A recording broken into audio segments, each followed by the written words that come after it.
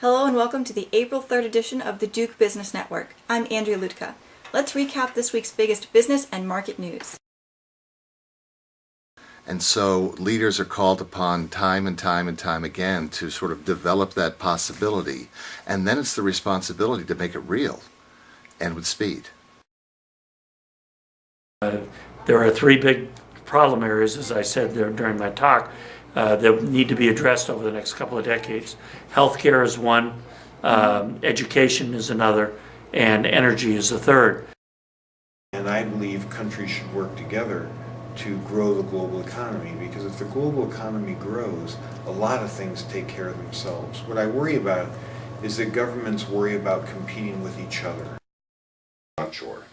We're into starting with a problem, a really big problem that has, our particular criteria is that it has to make money, it has to have a social purpose. Especially with investors, our first iterations of talking about what we were doing, we just talked about our solution, and trying to convey quickly in a digestible way for investors, like why this was a significant problem, why our solution made sense, and how they could actually, why they would give us money, because they're obviously looking to get more back. But I think the most important thing is to figure out what your purpose is in life. Don't be afraid, and don't wait necessarily for your company to come to you and say, here's what you're going to do. Jump in and say, well, what are my expectations? What do you want from me?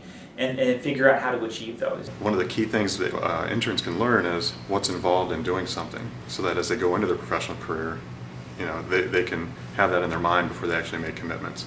Tenacity is important, staying focused, and I've been open to learning. I tell you, just keep doing what you're doing. You guys are just an inspiration to us all. That's all for this week's Duke Business Network. Thanks for watching, and we'll see you next week.